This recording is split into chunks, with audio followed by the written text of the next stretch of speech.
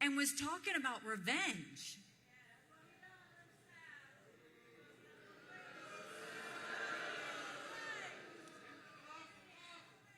So after he talked about revenge and had a little something to say about me, that's fine,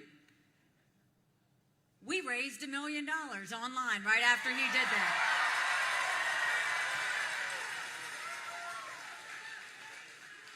Then the next day, Unhinged again says, for anybody that supports Nikki Haley, you will be barred from MAGA.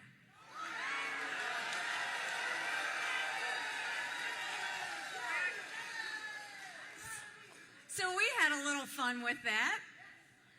We started selling t-shirts that said barred permanently.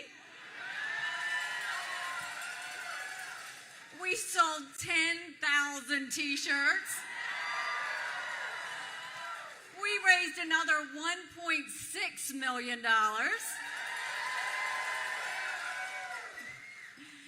And then he did it again. Then he came out and he pushed the RNC and his people at the RNC to say that he should be the nominee and that they should push me out.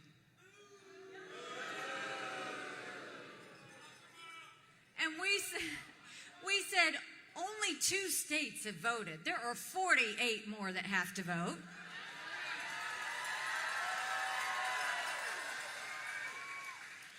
No matter what Donald Trump thinks, he can't bully his way to the White House. It's not going to work.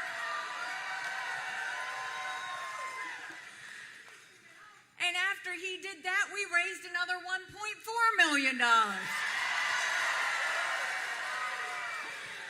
So Donald, keep them coming because it's great. So I will tell you that while all of that has happened, prior to that, and look, running for president it's a lot. It's physically, emotionally, mentally, it's a lot, right? So you got to be at the top of your game. Well, he must have been tired because he was giving a speech, and in the speech he went on over and over and over again about how I stopped security from going to the Capitol on January 6th. And he kept repeating it. Now, I wasn't in D.C. on January 6th. I've never had a job in D.C., so I think he got confused. Having said that, he has said, look, I will take a mental competency test against her because you know I'm a big fan of mental competency tests for anyone serving in D.C. He said he would take one, and he said that he would beat me. And I don't know, maybe he will, maybe he won't. But if he's going to do that, then he should have no problem getting on a debate stage with me.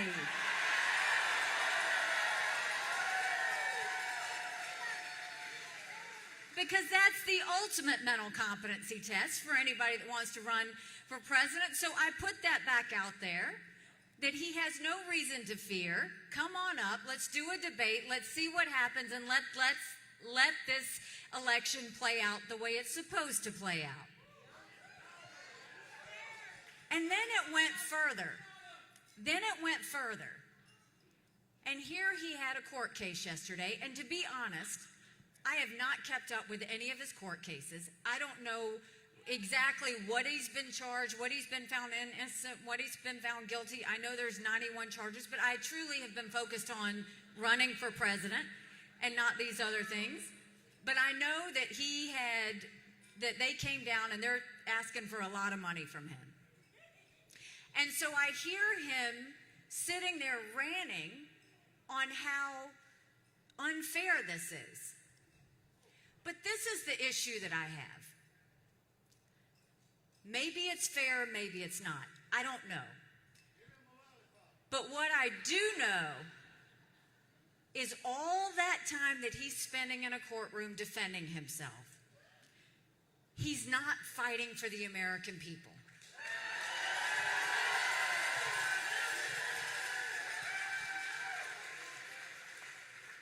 Like he did on election night in New Hampshire. like he's done on his Twitter feed since he got the verdict. He has not once talked about the fact that he put us $8 trillion in debt in 4 years that our kids are never going to forgive him for.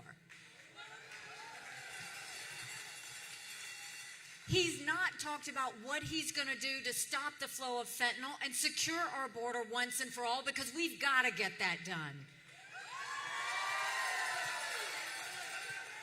He hasn't talked about how we're going to get our kids reading again. He hasn't talked about how he's going to bring law and order back to this country. He hasn't talked about how he's going to deal with any of the wars that are happening.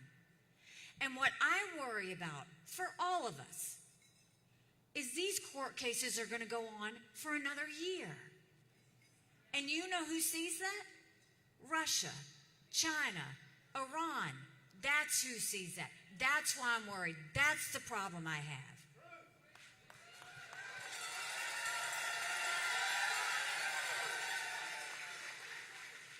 We are $34 trillion in debt. We're having to borrow money just to make our interest payments.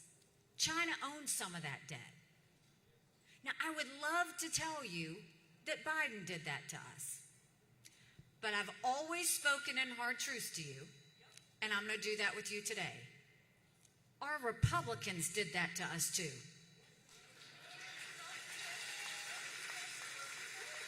You go back and look at that $2.2 trillion COVID stimulus bill that passed with no accountability, left us with 80 million Americans on Medicaid, 42 million Americans on food stamps. That's a third of our country. And did Republicans try and make it right? No. They opened up pet projects and earmarks for the first time in 10 years, pushing through 7,000 of them a year ago. Want to know how they spent your money?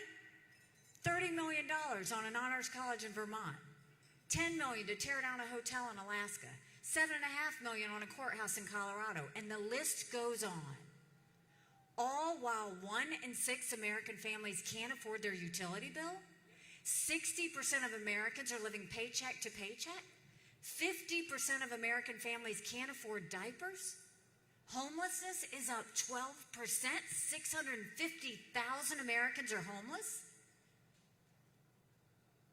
Congress has one job, and that's to make sure they give us a budget on time. Do you know Congress has only given us a budget on time 4 times in 40 years? You know what I say to that? We'll make sure of it. You don't give us a budget on time, you don't get paid, period.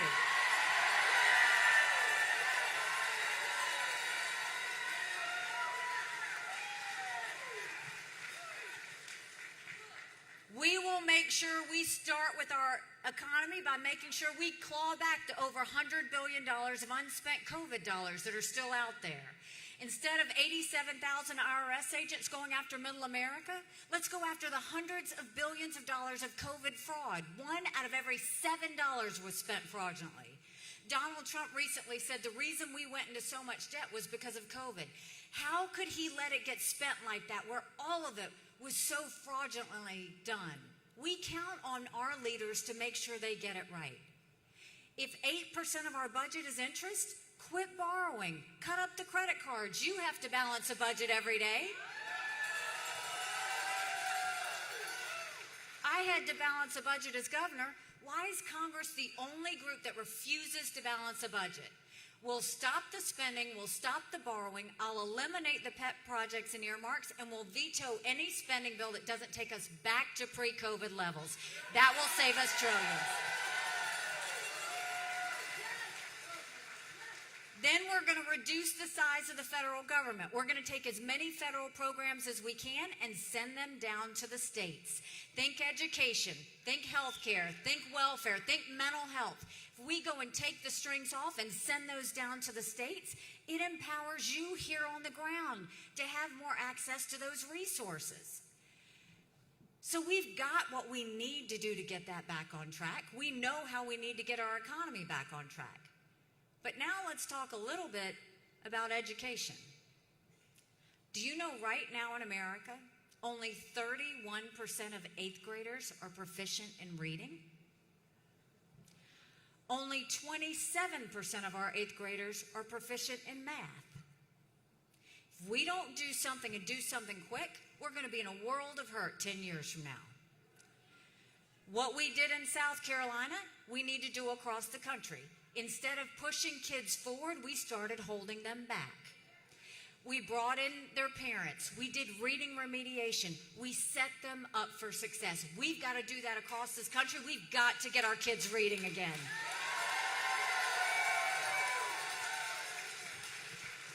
And no parent should ever wonder what's being said or taught to their child in the classroom. We need complete transparency in the classroom. Every parent has one job, and that's to make sure we do right by our kids. That's why every parent should be able to decide which school their child goes to or what mode of education they have.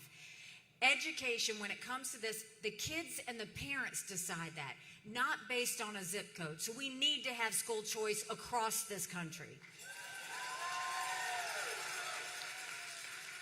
And then let's start building things in America again. Let's put vocational classes back in our high schools. We have apprenticeships all over South Carolina. We've taught our kids how to build things. Just imagine if we got them ready before they even finished school and got them invested in our economy.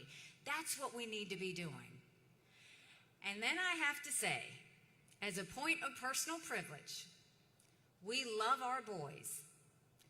But for all you girl dads out there and all you strong moms, we have to raise strong girls. Strong girls become strong women. Strong women become strong leaders.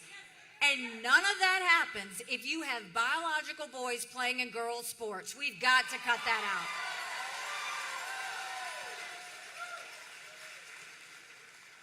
And then when it comes to the border, this doesn't even look like the United States of America, what's happening. I'll take you back to when I was governor. We passed the toughest illegal immigration law in the country. President Obama sued me over it, and we won.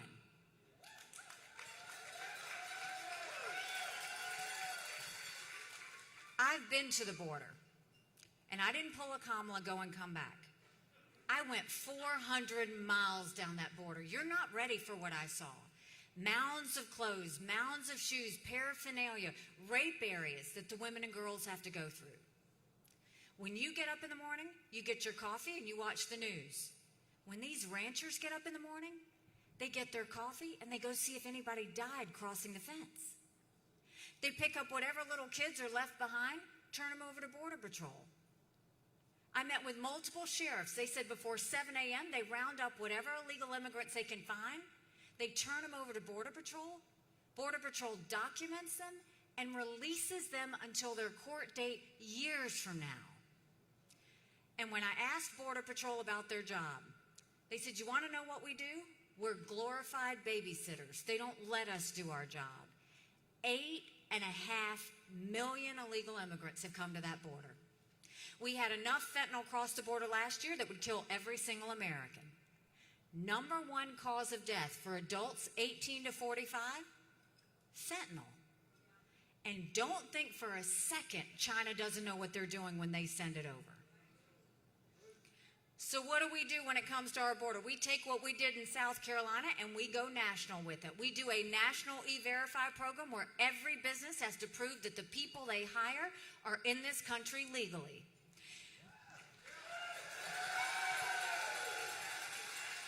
We defund sanctuary cities once and for all. No more safe havens in America. We put 25,000 Border Patrol and ICE agents on the ground and let them do their job. We go back to the Remain in Mexico policy so that no one even steps foot on U.S. soil. And instead of catch and release, we go to catch and deport. That is how we will stop what's happening on the border.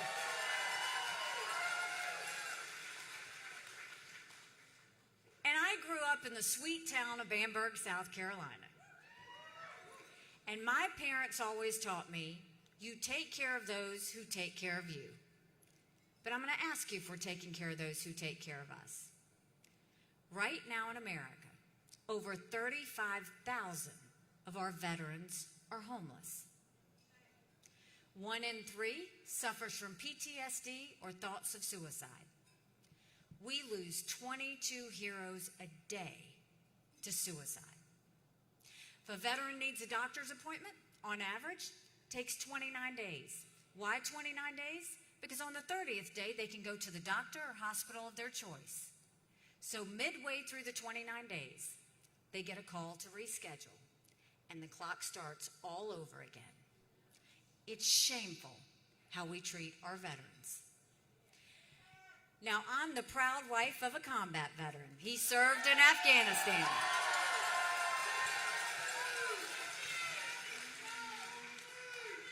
When Michael deployed, he left me as a single mom governor, and yes, we are still married. No, we were proud of him. But when he was deployed and he returned home, that was a lot of prayers answered. But that was the easy part. The hard part's when we got home. When Michael got home, he couldn't hear loud noises. He couldn't be in crowds. Life had passed him by for the year that he was gone, and the transition was tough. We can't just love our men and women when they're gone. We gotta love them when they come back home, too.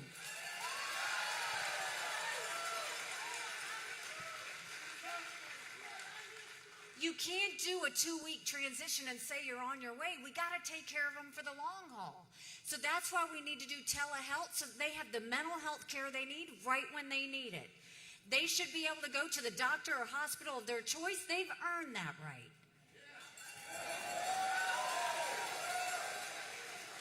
And I think the best way we take care of veterans' health care, I think every member of Congress should have to get their health care from the VA, and you watch how fast that gets fixed.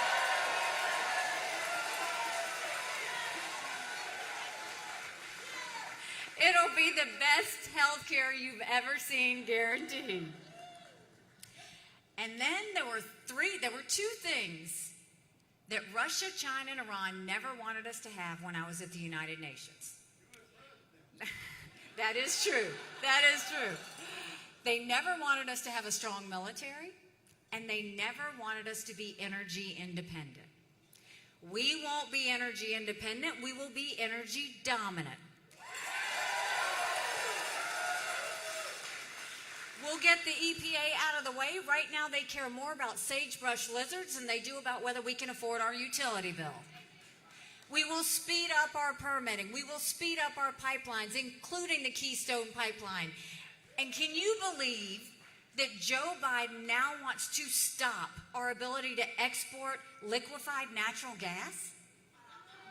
That's the biggest gift to Russia you could ever give, because you're ensuring that they're going to get a ton of money and they're going to take over the liquefied natural gas space. It's ludicrous to do that.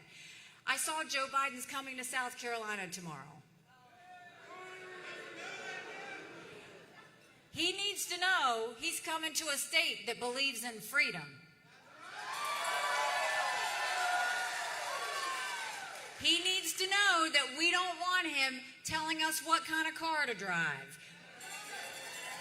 what kind of stove to use, whether we can have a dishwasher or not. You know, I just came from the live free or die state of New Hampshire. I think we need to make it a live free or die country is what I think we need to have.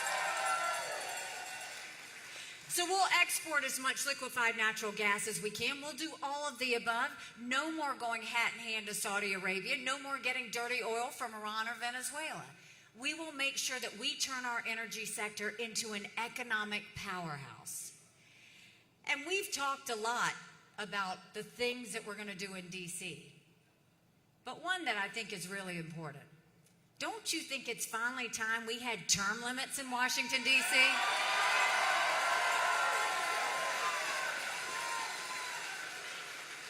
Don't you think we need to have mental competency tests for anyone over the age of 75? Now listen, I'm not being disrespectful when I say that. I don't don't care if they do them for 50 and up. We all know people who are over 75 that can run circles around us. That's not the issue. And then we know Joe Biden. These are people making decisions on our national security. These are people making decisions on the future of our economy. We need to know they're at the top of their game. Right now, Congress has become the most privileged nursing home in the country.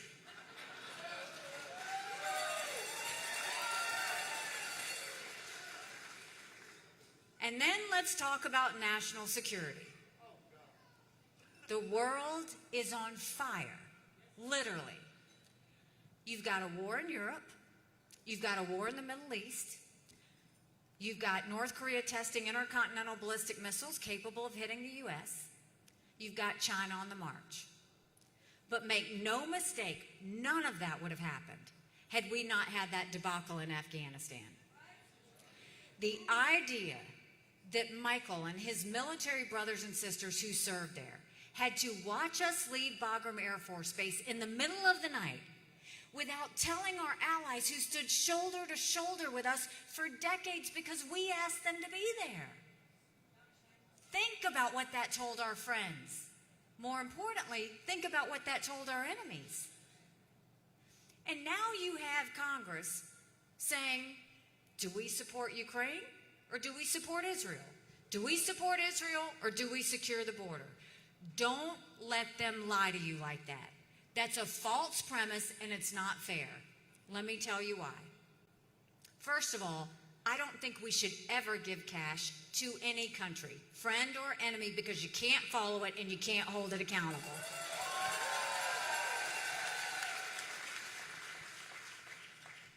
But we need to identify who our friends are and what we want to do to help. Ukraine was one of our best friends when I was at the United Nations. They voted with us on everything. They supported almost every initiative we have. Here you have this thug who invaded this pro-American, freedom-loving country. 500,000 people have died because of Putin. Now, when you look at that situation and you see what they have to do, what does that mean for us? Pro-American, freedom-loving countries, if we don't stick together, we will go to the wayside. Now, the reason, if you are one of those people saying, why should I care about Ukraine? You have a perfect, legitimate reason to ask that. What makes me mad is no one is answering you. No one is telling you why you should care. I'm going to tell you why you should care. I saw at the United Nations every day, terrorists, thugs, and dictators always tell us what they're going to do. They're amazingly transparent. Hamas said they were going to go into Israel. They did. China said they were going to take Hong Kong. We watched it during COVID. Russia said they were going to take Ukraine. It happened. China says Taiwan is next. We better believe them. Russia said once they take Ukraine, Poland and the Baltics are next. Those are NATO countries. That puts America at war. We are trying to prevent war. This has always been about preventing war.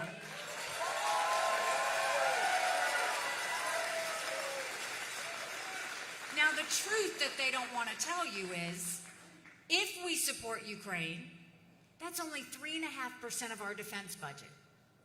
The Europeans have put in more than that, and they should. It's their neighborhood. Now you go to Israel. It's horrific what happened on October 7th. For anyone that says, why should we care about Israel? God help us if we don't get this one right. Israel is a bright spot in a tough neighborhood. They are the tip of the spear when it comes to defeating terrorism. It has never been that Israel needs America. It has always been that America needs Israel. And on that day of October 7th, when Hamas came in and they beheaded those people and burned those babies alive and took those girls from the concert and raped them and dragged their naked bodies through the streets of Gaza, what did they say? Death to Israel, death to America. That's why we have to care. If we supported Ukraine and we supported Israel, that's only 5%. of our defense budget. Now, securing our border is priority number one.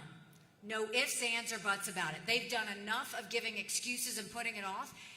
America right now is acting like it's September 10th. We better remember what September 12th felt like, because it only takes one to cause a 9/11 moment. If we supported Ukraine and Israel and secured the border, that's less than 20% of Biden's green subsidies. So don't let them tell you you have to choose. A president and Congress has to choose national security. A president and a Congress has to choose preventing war. A president and a Congress has to choose protecting Americans. That is their job, their number one job.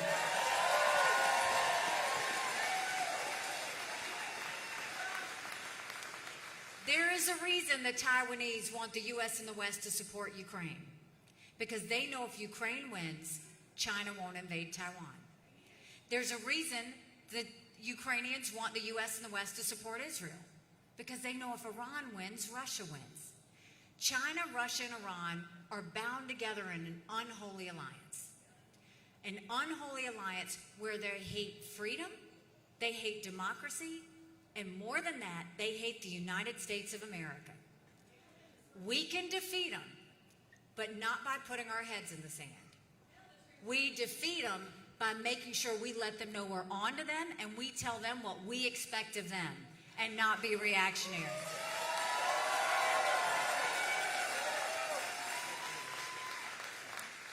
Now, I'll give you a story. When we moved the embassy from Tel Aviv to Jerusalem at the UN, I was happy. The entire world condemned us, and I was happy to take that on and take the heat that they were giving, and I gave it right back to them. But I was so mad because America always has been able to put our embassy wherever we want. We always put it in the capital of every country. Jerusalem is the capital of Israel. We were acknowledging a truth. But I went back to my office and I said, I want you to put a book together. I want you to list all 193 countries. I want the second column to be the percentage of times they voted with the U.S. and against the U.S. And I said, I want the third column to be how much foreign aid we give them. Do you know last year we gave over $80 billion in foreign aid? You know who we gave it to? Iraq, who harbored terrorists that tried to kill our soldiers. Zimbabwe, the most anti-American African country there is. We gave money to Belarus, who's holding hands with Russia as they invade Ukraine. We gave money to Cuba, who we named a state sponsor of terrorism. And the one that makes me sick to my stomach, we gave money to China.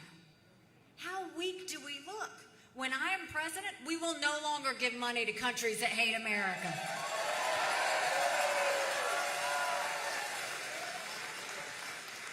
I took that book and I gave it to President Trump and I said, quit trying to buy friends, quit paying off enemies. That's not how we become strong. And we'll take care of it. But the one we have to take care of more than that, our number one national security threat, China. China's been planning war with us for years, and I'm not exaggerating. They've already infiltrated our country. They've purchased 400,000 acres of U.S. soil, most recently near Grand Forks Air Force Base, where our most sensitive drone technology is. They put millions of dollars into our universities, stealing our research, spreading Chinese propaganda. We all got upset with the Chinese spy balloon, right? We have beautiful beaches. That's not why that balloon came over. It's because we're a strong military state.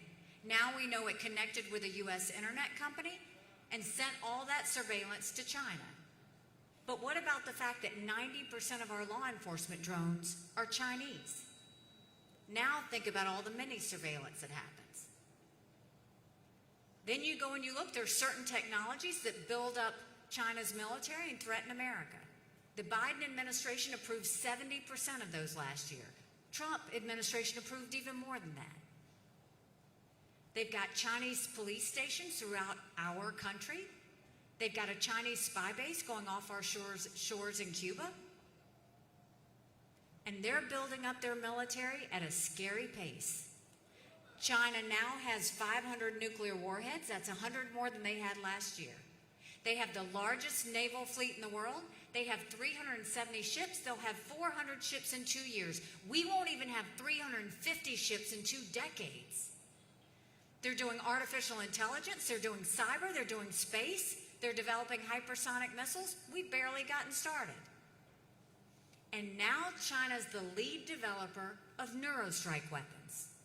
Weapons engineered to change the brain activity of military commanders and segments of the population. That's who we're talking about. And Biden wants to tell you that China is a competitor. I dealt with China every single day. China never saw us as a competitor. They always saw us as an enemy. We've got to start looking at them the way they look at us. And the way we do that, no more sale of land to China, and let's take back the land they already purchased.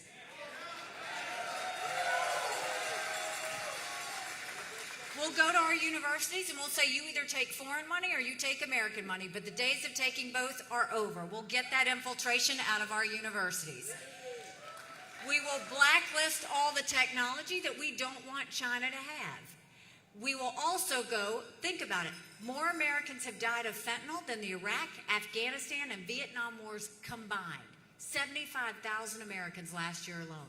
We'll go to China and say, we're going to end all normal trade relations with you until you stop murdering Americans. You watch how fast they move because they need our economy. And then we will build up our military and modernize it and make it strong. Strong militaries don't start wars. Strong militaries prevent wars.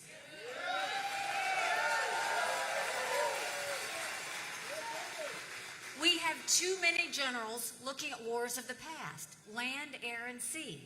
We've got to look at the threats of the future. Cyber, artificial intelligence, space, hypersonic missiles, submarines. Those are the things we need to focus on. When we do that, that's when we'll get back on track. And for goodness sakes, we've got to you don't have to throw money at the Department of Defense. Clean it up. Get the bureaucracy out. Get the red tape out. Tell them to quit playing favorites with defense contractors. And more than that, get rid of these programs. I mean, for goodness sake, they have got to stop these gender pronoun classes. It's demoralizing our military. So we have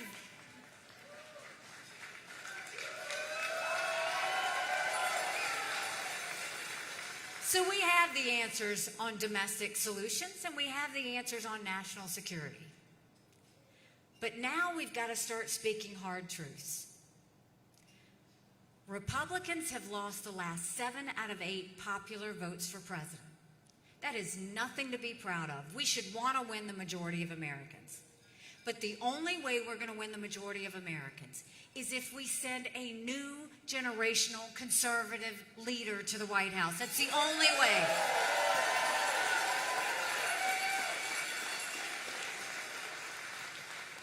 We have to leave the negativity and the baggage behind and focus on the solutions of the future. Another hard truth. I voted for Donald Trump twice. I was proud to serve America in his administration. But rightly or wrongly, chaos follows him. You know I'm right. Chaos follows him. And we can't be a country in disarray and a world on fire and go through 4 more years of chaos. We won't survive it.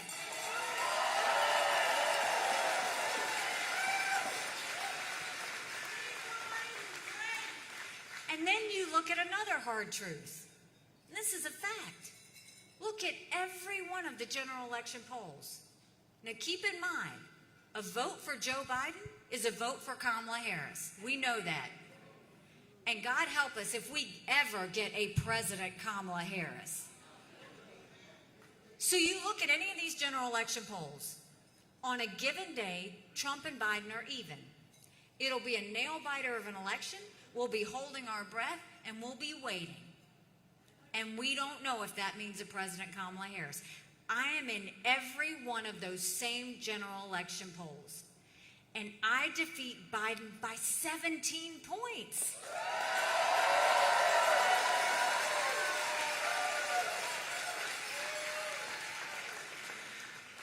Trump got mad and he said it was a dirty poll. And it's funny, it was Wall Street Journal, but it was his pollster that did the poll. Look, if you Think about that. You win by that much. That's bigger than the presidency. That's House, that's Senate, that's governorships, that's school board. That's no more biting at the edges when it comes to Congress. But more than that, you go in with a win to D.C. with double digits. That's a mandate. That's a mandate to stop the wasteful spending and get our economy back on track. That's a mandate to get our kids reading again and go back to the basics in education. That's a mandate to secure our border with no more excuses. That's a mandate for law and order back in our country. And that's a mandate for a strong America that we can all be proud of. Don't you want that?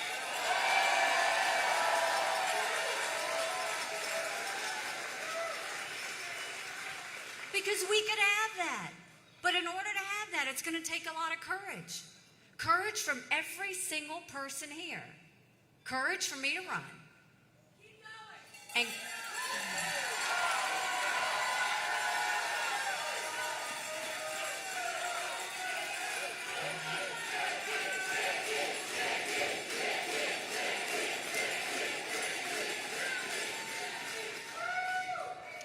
let the political establishment hear that.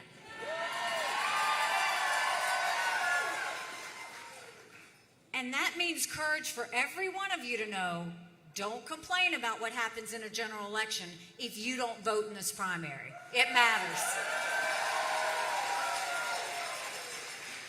This is a decision on whether you want to go forward or do more of the same. More of the same is not just Joe Biden. More of the same is Donald Trump. 75% of Americans have said they don't want a Trump-Biden rematch. The majority of Americans disapprove of Trump and disapprove of Biden. Both of those men, aside from what they want to say about the economy, put us trillions of dollars in debt that we're having to pull out of.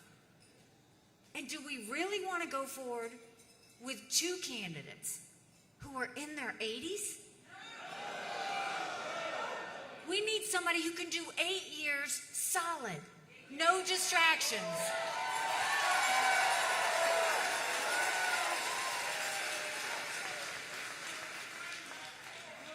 And I saw recently, President Trump was surrounded by all these political endorsements, all these congressional members endorsing him.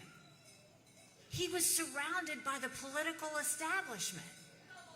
The same political establishment who wasted our money. The same political establishment who didn't secure our borders. The same political establishment who allowed fentanyl to flow through. The same political establishment who's given us absolutely nothing for the last several years.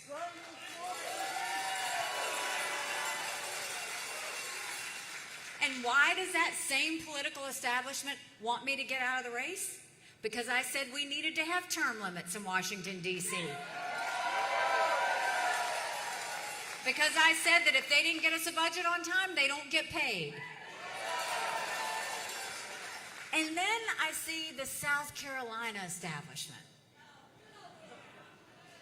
Now let me remind you a little bit about what we did together. We did some great things together. We came into a state that had 11% unemployment, thousands of people on welfare, and South Carolina was the butt of the jokes. And we all got together and we rallied. And what did we do? We passed the toughest illegal immigration law in the country.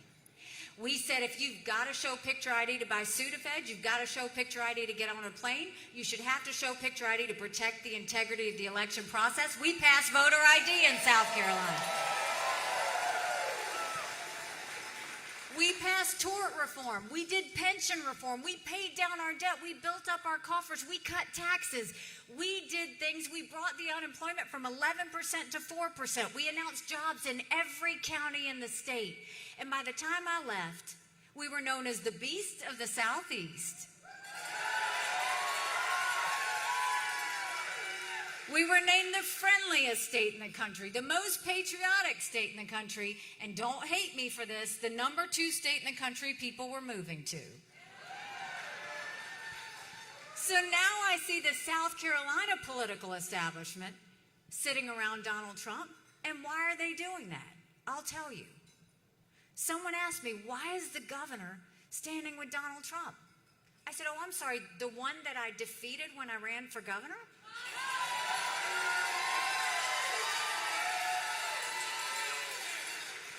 So then they asked, well, why is all the state house legislators? Why? And I'm sorry, I said, the ones that I made show their votes on the record, the ones that I made pass ethics reform where they had to disclose their income to all of you, the ones where I vetoed $500 million worth of pet projects and earmarks, those, you can have them.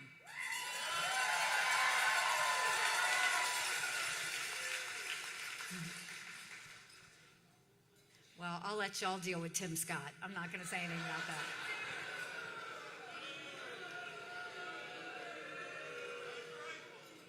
So this is what I'll tell you. We have fought these fights before. And what I know about South Carolina, we're fighters. We're tough. We know the BS from not. We don't want the political establishment. We want people fighting for us. It's always been that way. I fought for you as governor. I will fight for you as president.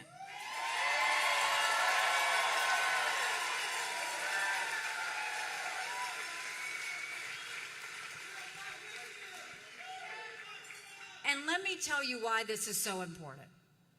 6 months ago, I dropped my husband Michael off for another year-long deployment. And I watched him and 230 soldiers pick up their 2 duffel bags of belongings to go to a country they'd never been, all in the name of protecting America. They're willing to sacrifice their lives and their families because they still believe in this amazing experiment that is America. So if they're willing to sacrifice for us there, shouldn't we be willing to fight for America here?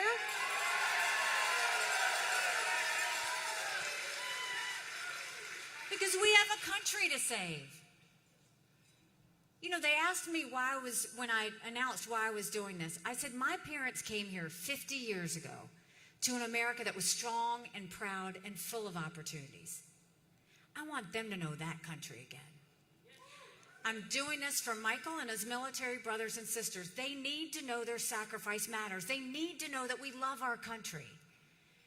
I'm doing this for my daughter who just got married, and I saw how hard it was for her and her husband to buy a home.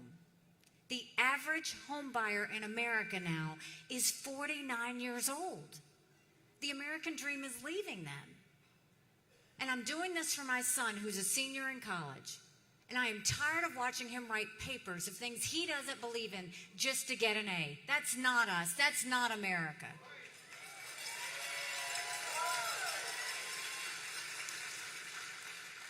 And for the first time, 81% of Americans don't think their kids are going to live as good of a life as we did. We can't be okay with that. I'm not okay with that. We do have a country to save. But I'll tell you this. If you will leave here and take a yard sign with you, go to NikkiHaley.com, sign on to volunteer, to help, to get a t-shirt, whatever you want to do, just get involved. Go tell 10 people. Our goal right now, we all know friends who only vote in general elections. We need everybody out to vote on February 24th.